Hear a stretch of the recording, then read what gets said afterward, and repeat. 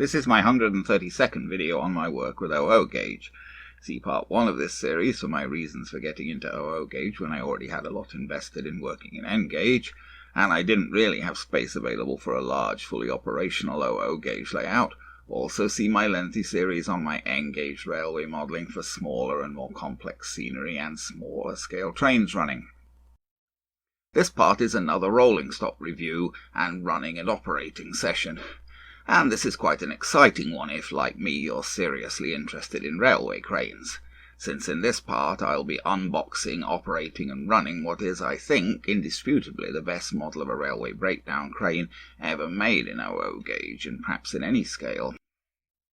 See my previous video on railway cranes, part 123, for some general discussion of the history and engineering of these cranes, and details of Hornby and mainline crane models that I have. Before we get on to the Bachmann model, a bit of related history. If you watch my videos regularly, you'll know that in OO gauge I only model LMS operations in the 1930s. My granddad worked for the Midland Railway and the LMS, retiring in the 1930s. Now, the Bachmann model does not come in an LMS version, though it's pretty darned close. Bachmann chose as the prototype for their model the 6 45-ton cranes ordered by the British government from Ransomes and Rapier in 1939. These were based on the Southern Railway's earlier 36-ton cranes. However, the LMS did have Ransomes and Rapier cranes of an extremely similar design. The LMS ordered 6 36-ton cranes in 1930. And when we say 36-ton, we're talking about the load they can lift, not how much they themselves weigh.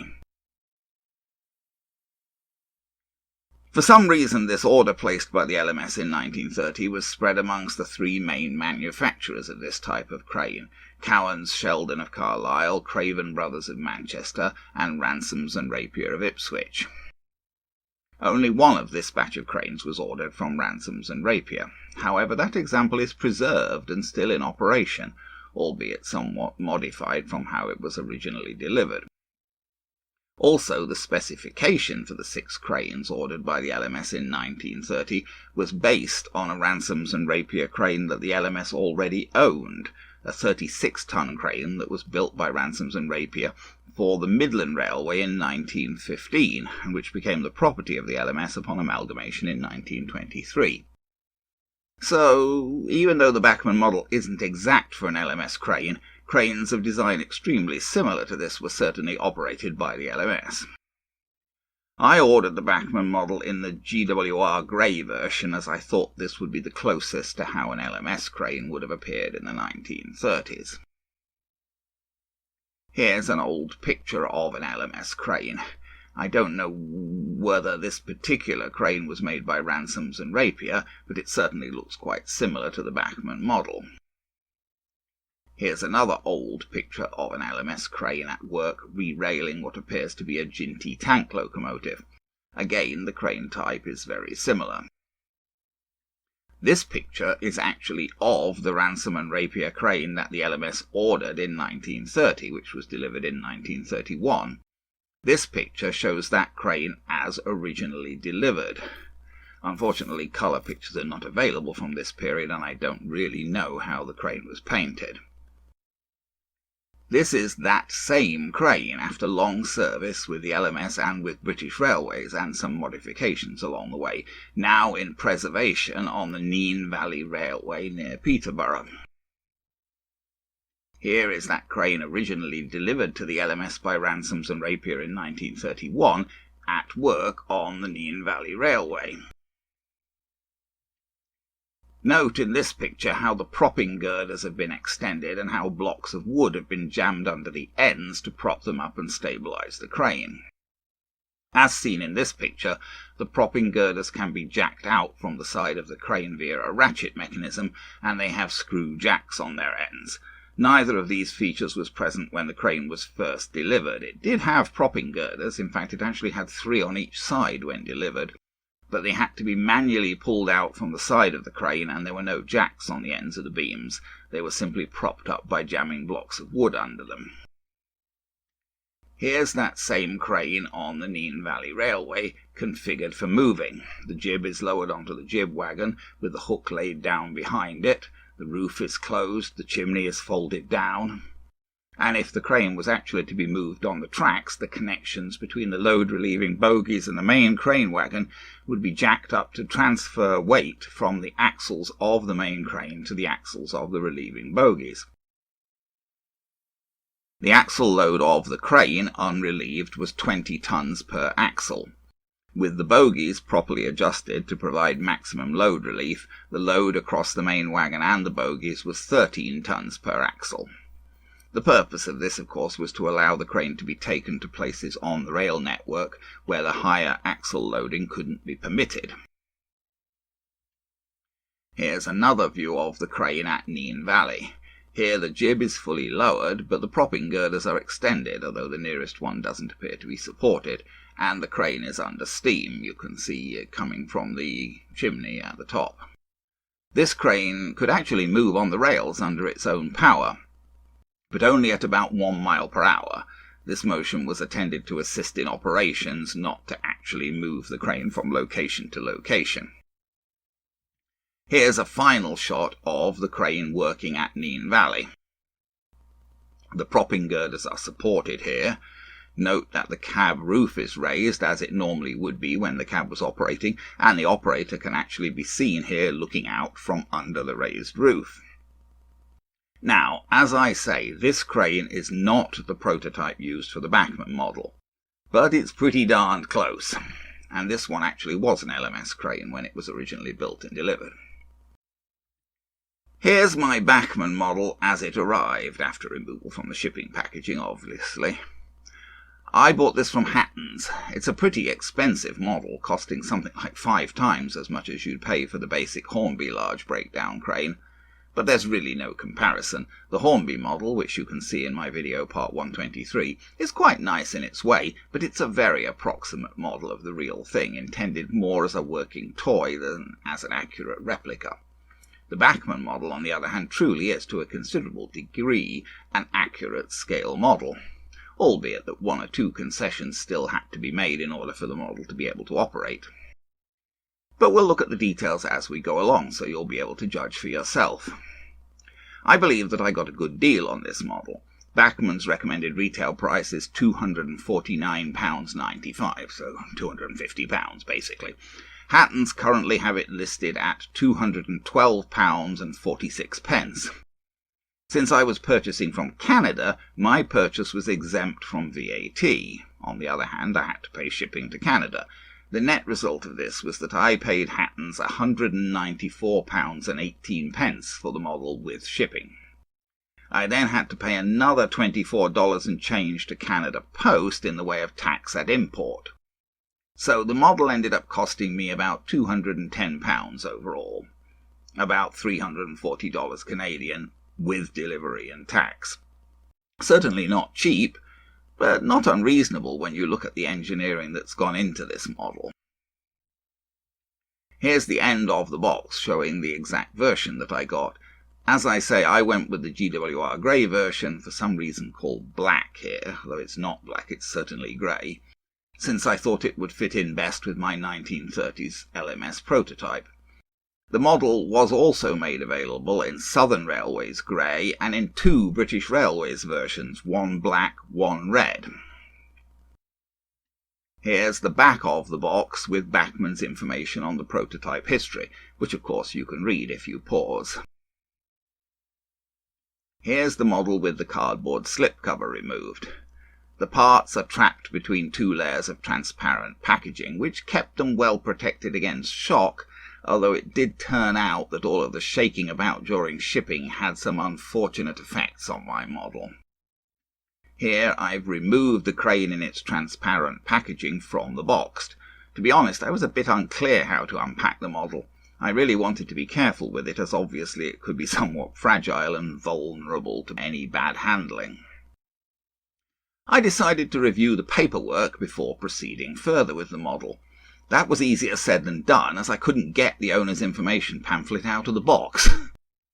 It really would not come out, and I didn't want to tear it. It turned out that the pamphlet was actually glued underneath the folded end section of the box.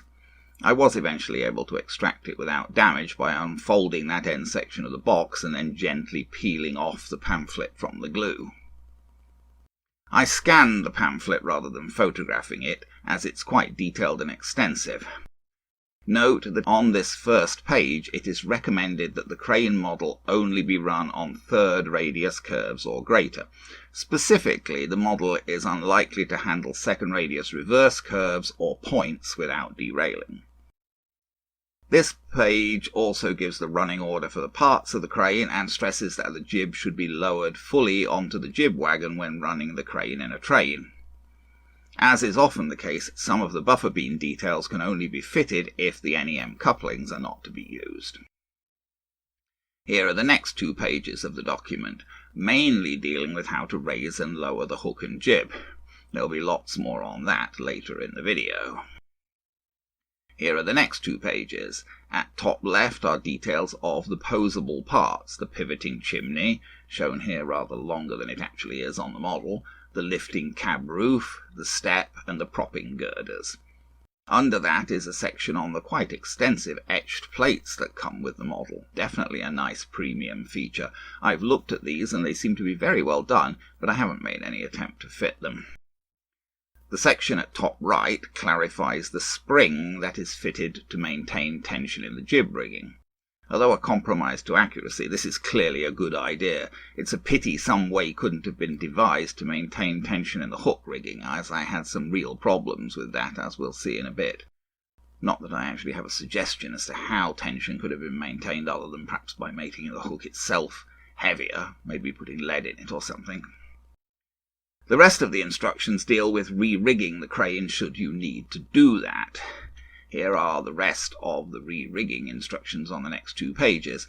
These only deal with the jib rigging. Fortunately, that has so far worked without problems for me. It was the hook rigging that gave me problems.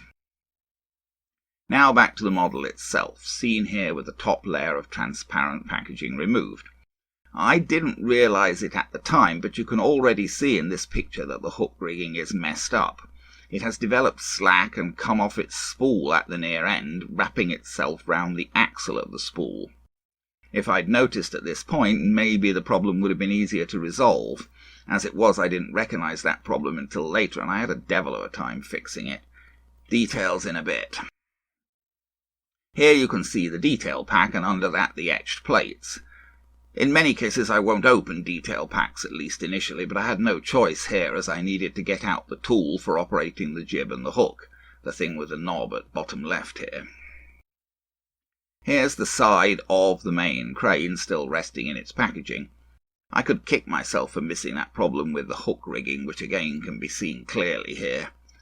The detail on the model is really impressive. The cylinder on the side actually moves its operating rod when the crane is operated. Note that internal details are fitted inside the cab and separately painted. Although etched plates are provided, all of the plates are also printed onto the model. Here is the match truck onto which the jib will be lowered during transport. Here is one of the load-relieving bogies. These are also quite finely modelled.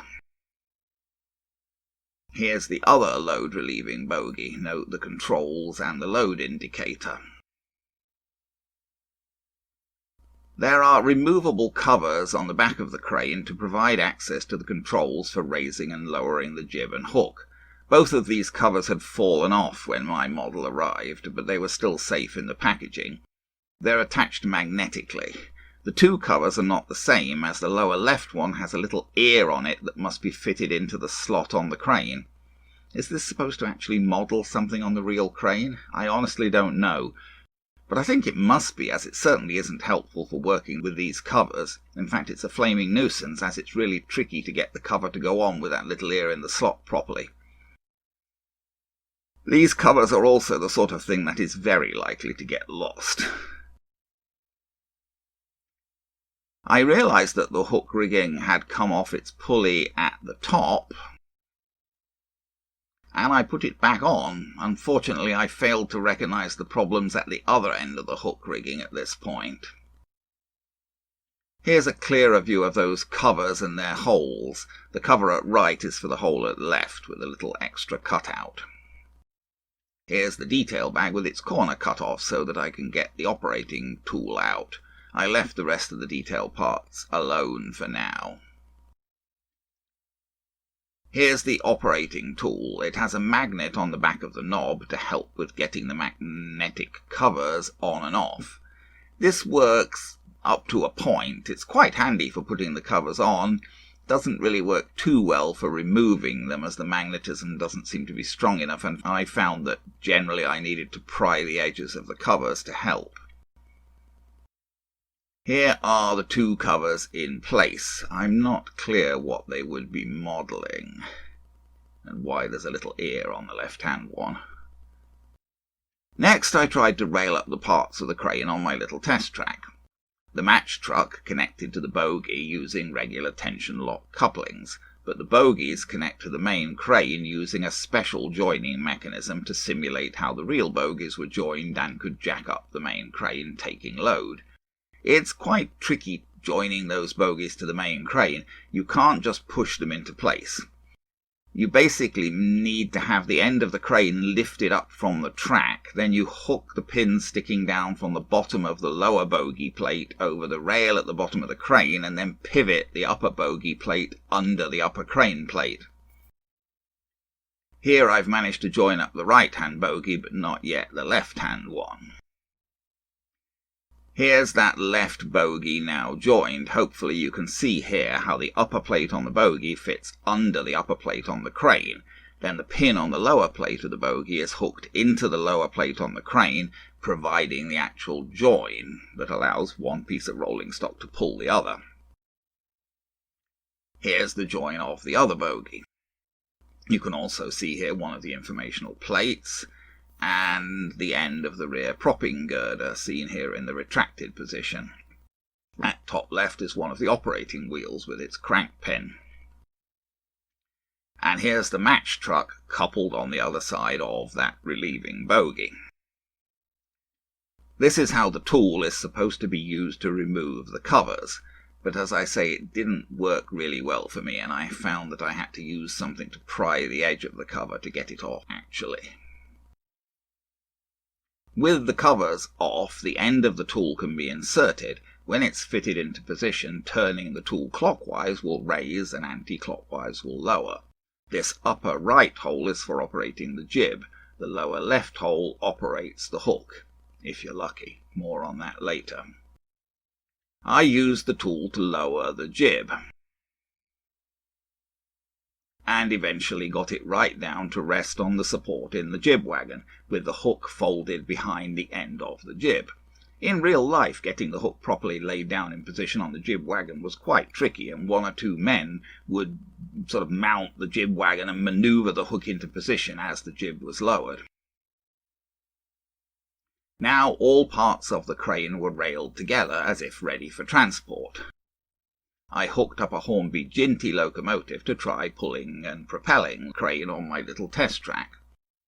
Initially, the Ginty failed to pull the crane. The Ginty's wheels just spun. It turned out that this was because I hadn't got the main crane railed properly. It's very hard to tell. There are 4 axles under there, but as you can see, the axles are not really visible, and you must have all 4 axles properly railed or the crane won't run properly. This tool is another potential management problem. You don't want to lose it, but where are you going to keep it? The end that fits in to drive the operations is square. I measured the square end with my calipers, 2.6 millimeters. It turned out that it was about the same size as a Robertson Type 6 screw socket, so it should be possible to use a green Robertson screwdriver to operate the crane jib and hook. Here's the top of the crane with the posable parts as for transport, chimney folded down and cab roof lowered. Here are those parts posed as for operations, chimney up and cab roof raised. Here I'm shining a little torch into the cab so that you can see the controls in there. I was thinking about adding an operator figure. There are a bunch of details modelled at the side of the cab as well. In general, the detail of this model is really impressive. I did manage to get a little operator figure in there behind the controls. It was quite fiddly to do. I had to use a figure without a base in order to be able to get the figure in, but then the figure kept falling over. I ended up putting a blob of white tacked round his feet so that I could get him into the cab and then keep him in position. He's low enough down that the roof can be closed over him. The spool in front of him is for the jib. The larger spool in front of that is for the hook and proved to be a problem. I tried operating the jib and hook with a green Robertson screwdriver and it did work, although there were problems with the hook operation which weren't going to get resolved until I fixed the rigging. And even if the rigging isn't jammed, the hook operation is rather iffy, as the hook itself doesn't have enough weight to keep the rigging taut. Here are the propping girders pulled out. You just get hold of the ends of them and pull. There is a representation of the screw jacks on the ends of the girders, as were fitted later to many cranes, but it was still necessary to jam blocks of wood under the ends of the girders to stabilize the crane. It was at this point on the bench that I realized the extent of the problem with the hook rigging. The thread for the hook had come off the end of its spool and wrapped itself round the axle between the end of the spool and the side of the crane.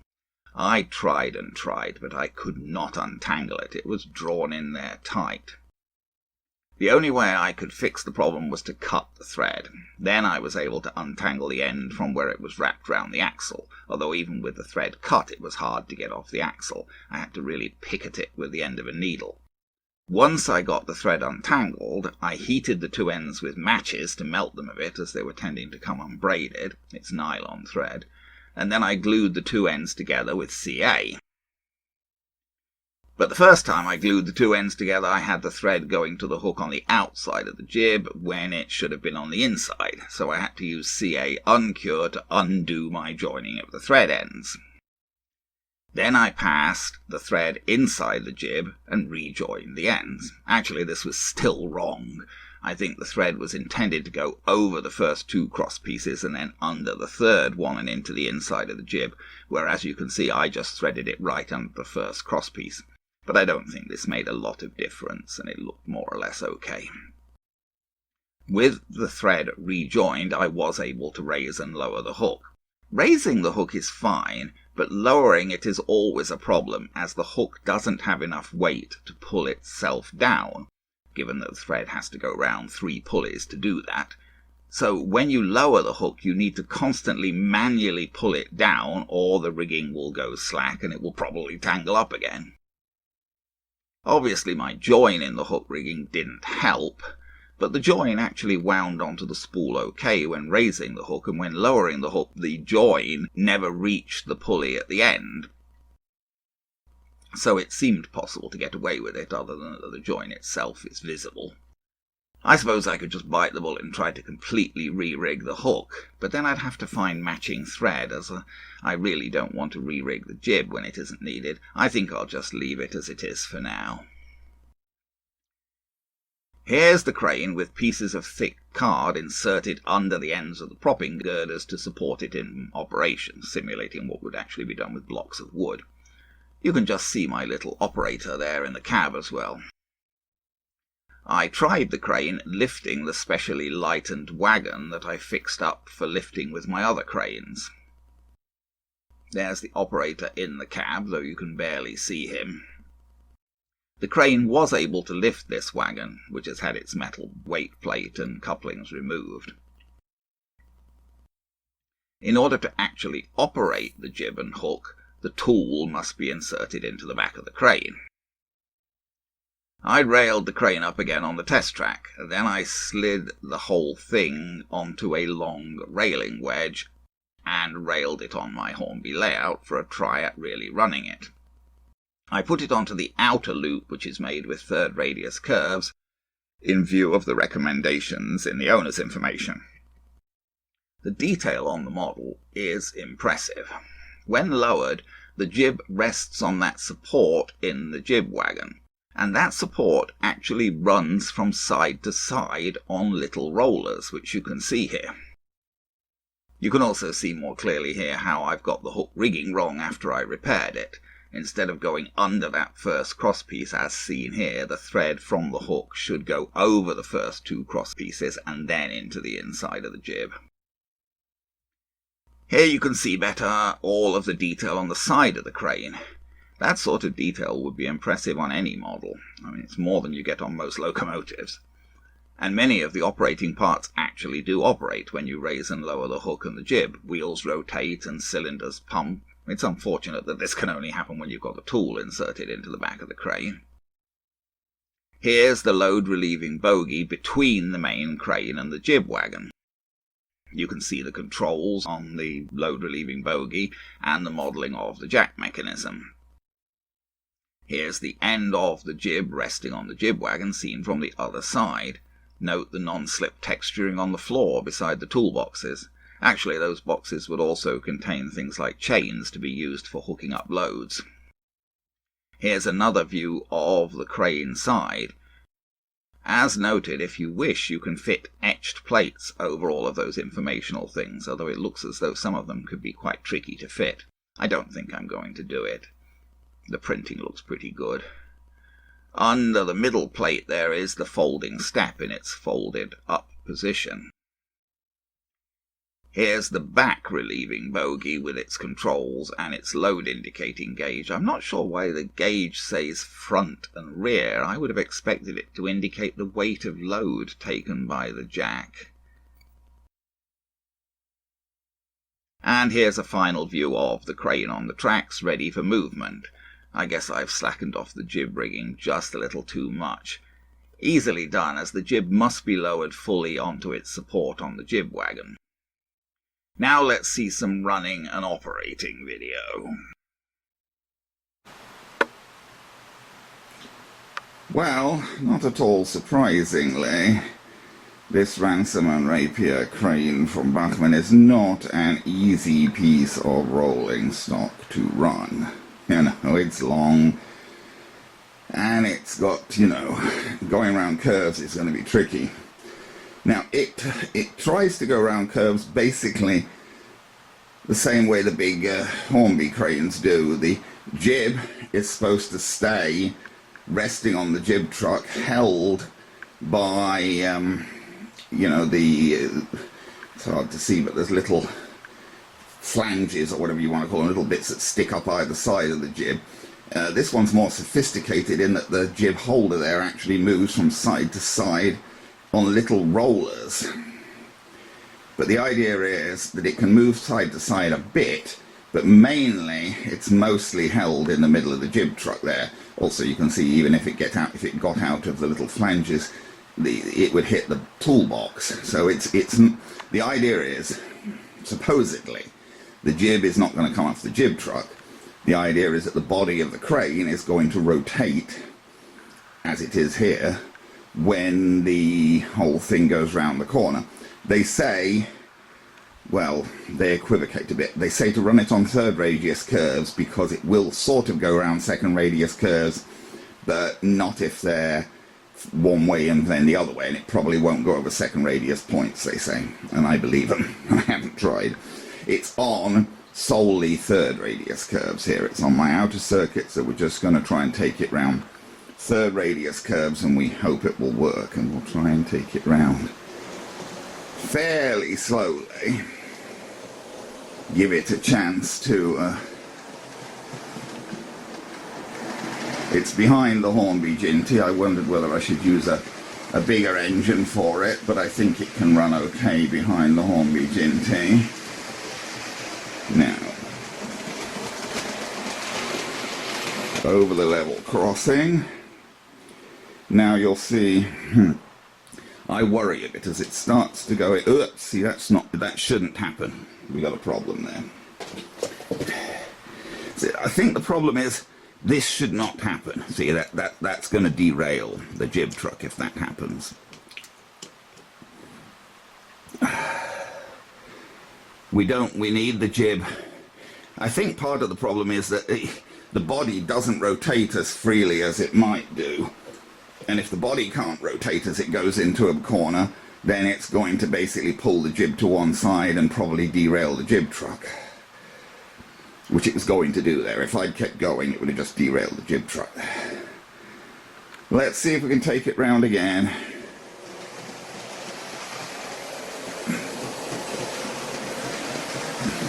It derails in that far corner. It's going to be fun to retrieve it, because that's the most difficult corner of the layout to get to, that far corner there. Maybe it doesn't like me stopping it there. Yeah, see, if I move it smoothly into the curve, I think it's because I stopped it there, it doesn't like it. When I move it smoothly into the curve, it does manage to get round. So definitely, I'm going to stop it now, but I'm going to stop it before it goes into the curve, because stopping it halfway into the curve, it really doesn't seem to like. Well, put it a little bit further forward. Yeah, see, it really doesn't like being pulled into the curve very slowly.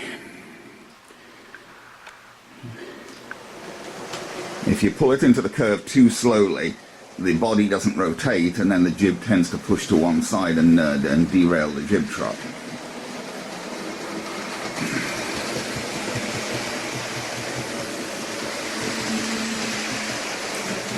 Maybe we'll just try and keep going here in hopes it won't derail. Yeah, see, it rotated there. So long as you go into the corner at a fairly smooth speed, the body rotates.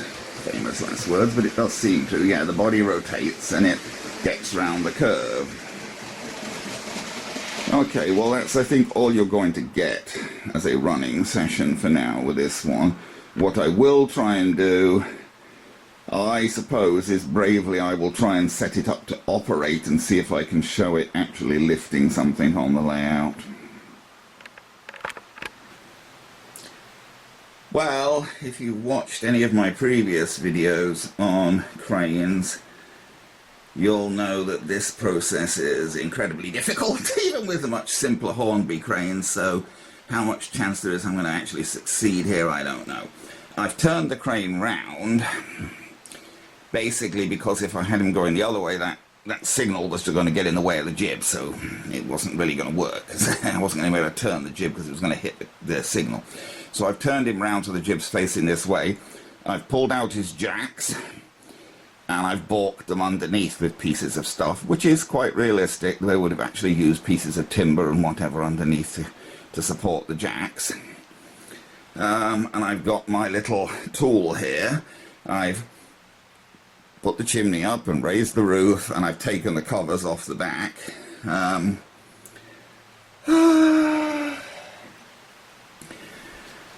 But now, you see, the problem is now I've got to get in and do this, and it's going to be extraordinarily difficult, obviously.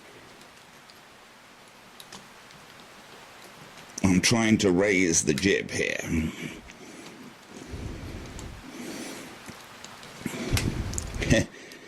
And of course I'm moving the crane off the jacks as I do it, because it's hard to hold my hands that steady when I'm leaning over like this.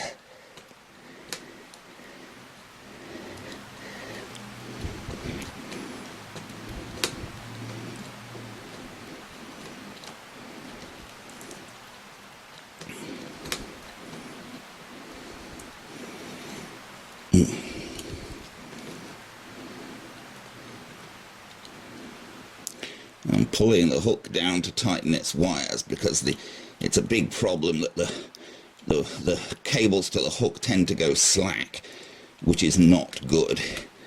Then they can get tangled. There's not much to hold them in and stop them going slack.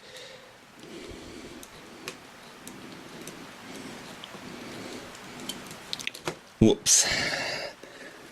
Yeah, I mean, it's totally coming off its jacks because I can't hold it steady enough.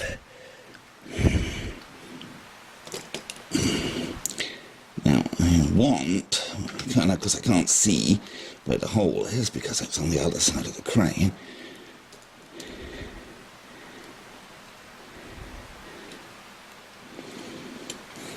I want to lower the hook here, but that That's not easy to do.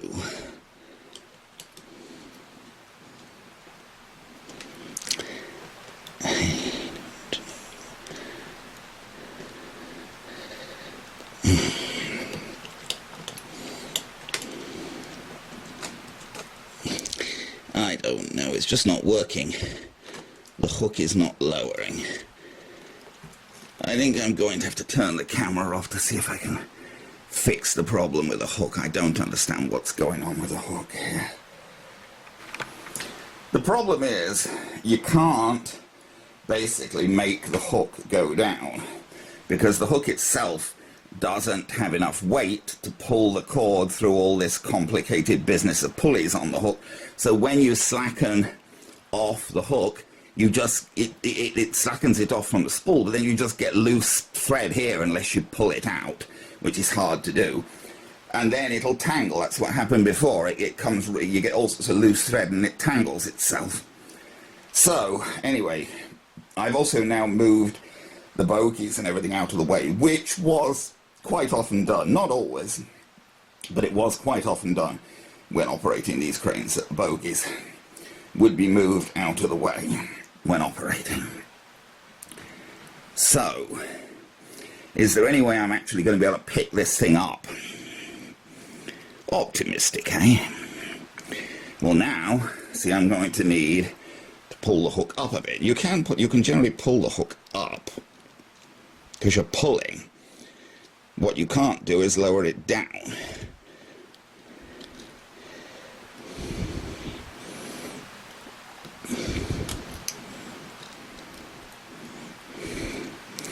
And then we need our little man on the roof of the wagon to hook our lifting links onto the bloody hook, which of course I can't do. Oh God, it's hard to do. It's theoretically possible, but it's very difficult. Oh dear. Okay. Of course, in doing that, I've totally knocked the crane over. It's, you know, I mean, it's pretty much impossible to do this. Okay. Let's see if we can try. Oh, now one of the blasted... now they've both come out.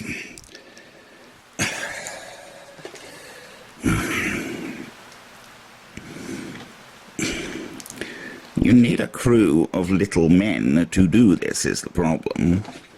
Oh, for goodness sake. And now something behind me is falling down. I don't know what.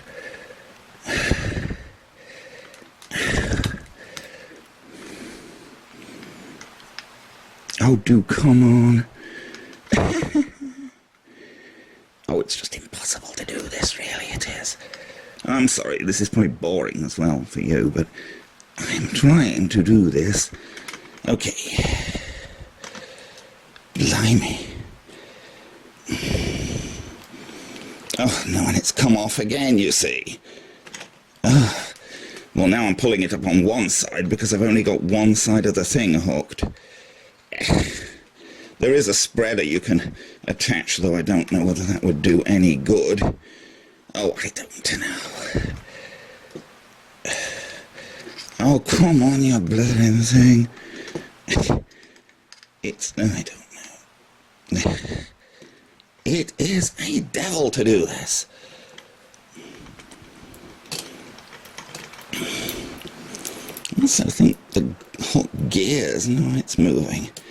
I can see it moving.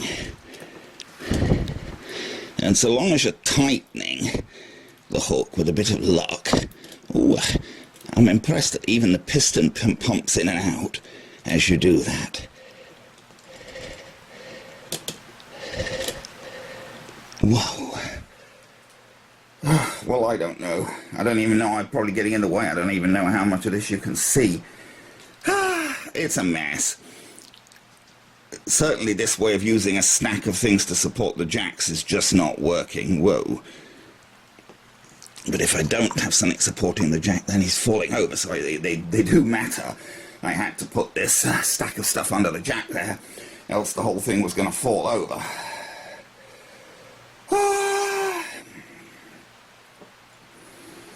Very, very, very difficult to actually get this to do anything.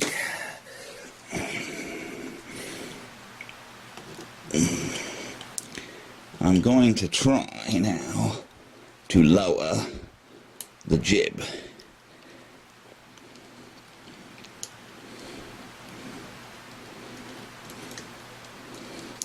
Now, of course, again, what they would really do is they would have men, they attach ropes to the corners there, and you have men standing who pull the ropes on the corner so that the thing swings round correctly, so that when you lower it goes where you want it to.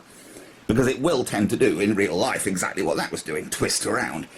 The way you stop it doing that is you attach ropes to the corners, and you have men standing here holding those ropes. Oh well. I don't know that I can do much more. Whoops.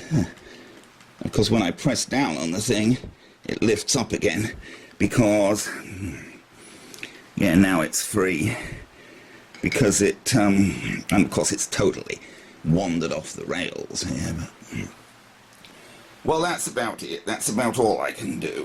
Famous last words. But I mean, seriously, it's trying to actually do much with this is very difficult. Just trying to zoom in a bit there. I've still got my little man in there, but I don't know whether you can see him, so I don't know whether there was really any point. Can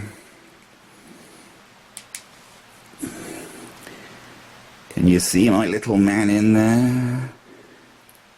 Behind the controls.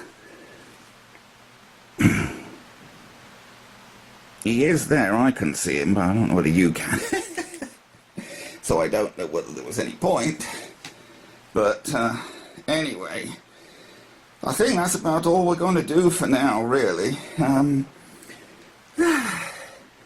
I don't regret buying this model, and I'm very impressed by the way they make some of the little details work, but it is hard work to do things with it.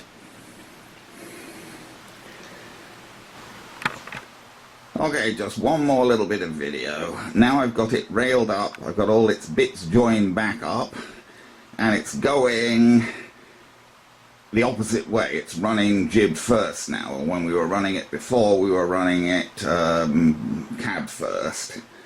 But since I'd turned it round to use it, I've railed it up this way, and we'll see if it gets round like this.